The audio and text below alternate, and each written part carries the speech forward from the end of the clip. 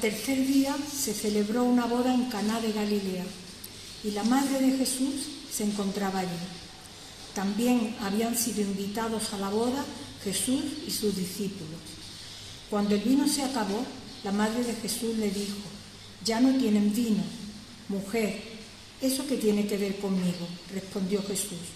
«Todavía no ha llegado mi hora». Su madre dijo a los sirvientes: «Haced lo que él os ordene». Había allí 6 tinajas de piedra, de las que usan los judíos en sus ceremonias de purificación. En cada una cabían unos 100 litros. Jesús dijo a los sirvientes: «Llenad las tinajas de agua». Y los sirvientes la llenaron hasta el borde. «Ahora sacad un poco y llevadlo al encargado del banquete», les dijo Jesús. Así lo hicieron. El encargado del banquete probó el agua convertida en vino sin saber de dónde había salido, aunque sí lo sabían los sirvientes que habían sacado el agua. Entonces llamó aparte al novio y le dijo: «Todos sirven primero el mejor vino, y cuando los invitados ya han bebido mucho, entonces sirven el más barato, pero tú has guardado el mejor vino hasta ahora». Esta, la primera de sus señales, la hizo Jesús en Caná de Galilea. Así reveló su gloria y sus discípulos creyeron en él. Amén.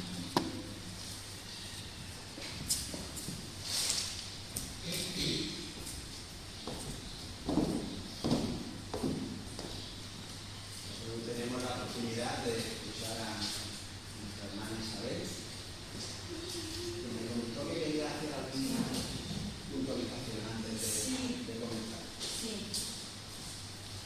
Yo quería comentar que, bueno, esta reflexión la iba a compartir en enero. Entonces, bueno, Paco estuvo con el libro y ya no pudo ser. Y la compartió Rubén. Entonces, claro, también es un reto, porque ahora ya la reflexión ya estaba hecha y yo no sé si voy a aportar algo nuevo. A ver qué pasa, ¿vale? Que no sea muy repetitivo.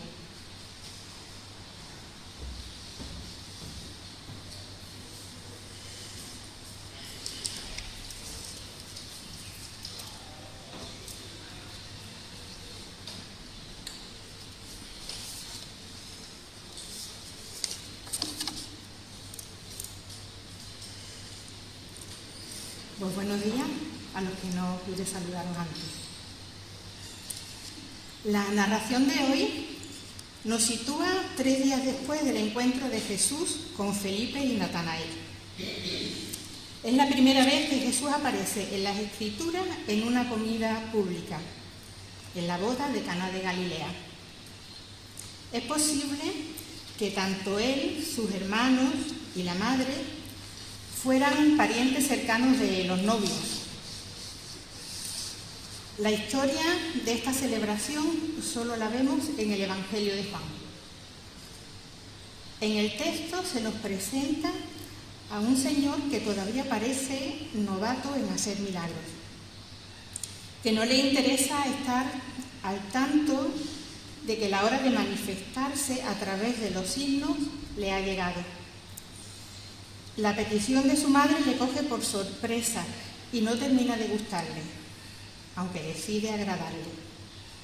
Él, más bien, se está dedicando a elegir discípulos que recién empiezan a seguirle y que más tarde, al ser testigos de la conversión del agua en vino, creerán en él. No sabemos con certeza si este fue su primer milagro, pero sí es el que se menciona primero en el Evangelio. Es posible que ya antes hubiera demostrado su poder en la intimidad de la familia, no se sabe. Quizás su madre había presenciado algo y por eso le pide que actúe. Y si bien Jesús la desconcierta a veces, le insiste porque sabe que puede hacerlo. María reconoce la potestad de su hijo y pone de manifiesto la autoridad de su primogénito. Haced todo lo que Él os diga. A partir de ese momento, Jesús pasa a ser el centro de la escena de este relato. Conocemos otros textos posteriores a este en los que el Señor acude a celebraciones y durante ellas hace milagros. Por ejemplo, en este mismo Evangelio de Juan, en el capítulo 5, vemos que va a Jerusalén porque los judíos tenían una gran fiesta y siendo sábado cura al que estaba enfermo desde hacía 38 años, porque no tenía a nadie que lo metiera en la piscina de Betesda cuando sus aguas se agitaban. Jesús irrumpe en la vida del ser humano haciendo milagros. Milagros para el bien personal y público. Estas proezas no tratan solamente de resucitar a los muertos, de sanar a los ciegos, a los leprosos, a los lisiados, sino que apuesta, como en este caso, por la alegría de una fiesta que estaba a punto de aguarse. Cuando Él ordena, se produce el cambio, y este cambio trae la fe. Por eso hemos comentado que este milagro significó la confirmación de la fe en aquellos discípulos que recién estaban acompañándole en su misión. Aunque el pasaje está abierto a muchas interpretaciones, solo voy a destacar 3 observaciones. La primera, Jesús parece no darse cuenta de todas las necesidades. No podemos olvidar su parte humana. Nos damos cuenta de que tanto en este como en otros textos aparecen necesidades que el Señor, en su condición de hombre, le pasan desapercibidas. No se da cuenta o no quiere darse cuenta o quiere pasar de todas las carencias que existen a su alrededor. Sabemos que en aquel tiempo las bodas duraban varios días. Aquí faltó el vino. Y para que el novio no pasara vergüenza, una mujer, su madre, que estaría allí ayudando a las tareas del banquete, como era costumbre entre familiares y amigos de los novios, es la que le pone al tanto y le conduce al milagro. Hemos mencionado antes que se lo pide sin tener dudas de que puede hacerlo. Sabe que lo hará. En textos posteriores son los discípulos quienes le avisan del sufrimiento de algún necesitado. Otras es la gente del pueblo quien le presenta las carencias que se viven en las cercanías. Jesús es consciente de la humanidad suya. No se otorga el poder de darse cuenta de todas las miserias. Acepta con total normalidad que sean los demás quienes le pongan al tanto. Sin embargo, todos estos despistes que parece tener en su calidad de hombre, los remedia a él sin hacerse el protagonista con los milagros que están en su condición de Dios. En la boda de Caná pide que el vino bueno, dice el texto, se lo lleven al encargado de la fiesta, quien velaba para que todo saliese bien. En otros milagros pide a los que los reciben que no lo cuenten a nadie, que no digan a nadie lo que ha ocurrido. Jesús no busca fama. Hago aquí una pausa para retomar la frase que dije hace un momento. Otras veces son los demás los que lo ponen al tanto. Creo que acompañar, llevar una necesidad ajena ante el Señor es una manera muy hermosa de formar parte, de ser testigos en primera fila del prodigio que acontecerá. Nos permite sentir la alegría de ser coprotagonistas y co-receptores. La segunda observación. Hay milagros que se camuflan ante nuestros ojos.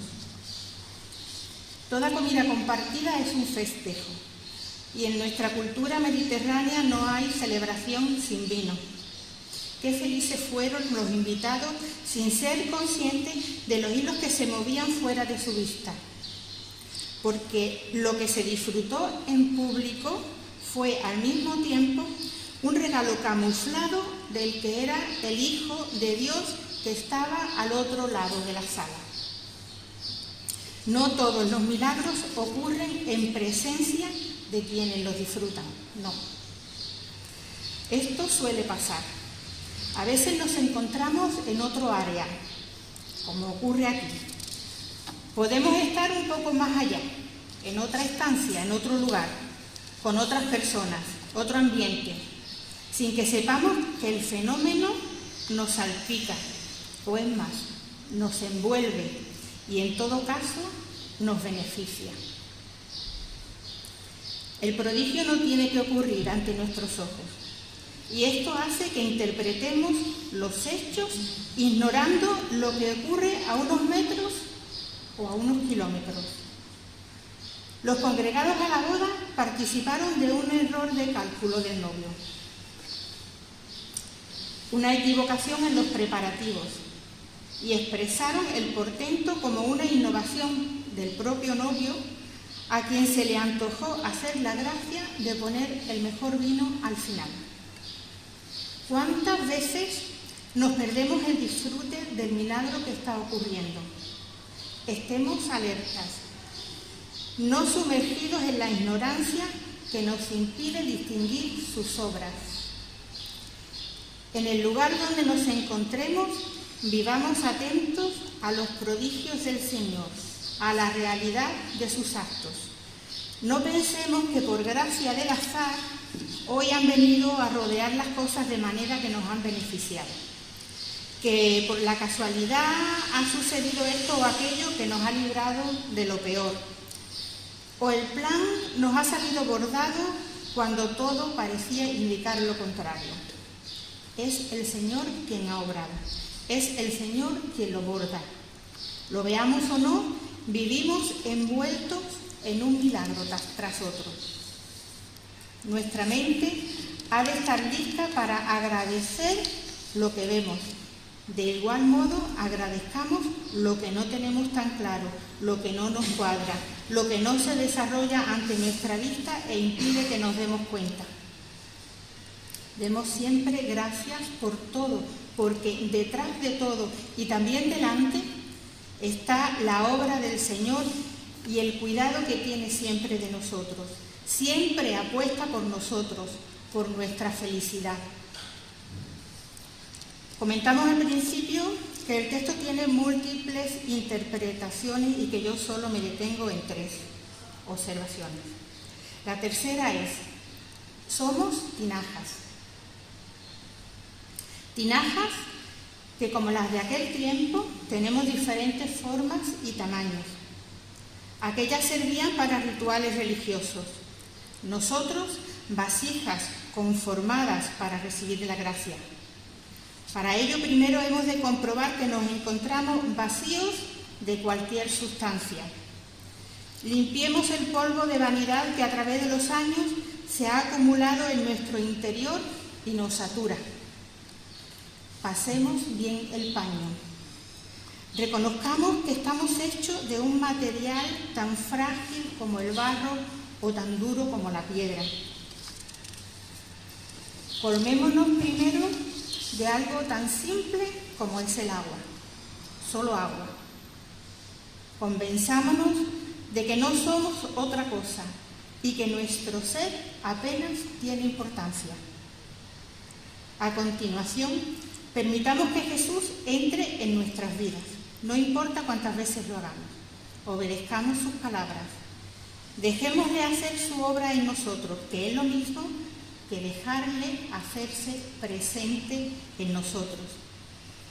Abandonémonos en sus manos y esperemos el prodigio. Prodigio, no superchería. Igual que hizo con el vino en la boda de Caná de Galilea, así hará con nosotros. Confiemos. No acontecerá cualquier signo, sino el mejor de ellos realizado en nuestra persona. Seremos, donde quiera que nos encontremos, el discípulo o la discípula singular que ponga alegría, la alegría que falta en la fiesta de la vida, tanto en la nuestra como en la de los otros. Recordemos también el ejemplo de la sal. Somos sal. Nos entregaremos a los demás como un don agradable, pues toda transformación personal llega a hacerse pública. Los que nos conocen de antes no entenderán el cambio, así que tendremos oportunidad de contarles lo que nos ha ocurrido, de dar la gloria al único que la tiene, y certificarán la obra de Dios. No podrán negarla y creerán en Él como creyeron aquellos a los que iba eligiendo. Jesús apuesta por la vida, por nuestra vida, no por los rituales religiosos y las normas que subyugan a las personas. A pesar de los problemas que provengan, quiere hacer de nuestra pobre existencia otra llena de felicidad. Quiere hacernos dignos. Quiere llenarnos de una espiritualidad que no se puede comprar y que, como el vino de las tinajas de aquella fiesta, llegará hasta el mismo borde de nuestros recipientes. En la boda de Caná, Jesús rompe el anonimato en cuanto a su poder, y a partir de ahí su amor y su misericordia están más presentes en la vida de los pobres. Ama a través de los milagros, los celebra, se complace al hacerlo y ver los resultados. Hay quienes creen que Dios se muestra solo ante los que creen en Él, pero no es cierto. Lo bueno que Él da se comparte entre los que creen y los que no creen. Todos disfrutan el regalo. Todos reciben lo que necesitan, lo mejor que necesitan, como ocurre en la boda al repartir el mejor vino, tanto a los que creían en su poder como su madre, como a los que no. Las tinajas de la boda de Caná fueron 6, según las Escrituras. Sin embargo, la obra del Señor en las vasijas humanas no tiene límite. Querida Iglesia, como convidados del reino, vistamos de boda ante la presencia de Jesús. El milagro se acerca.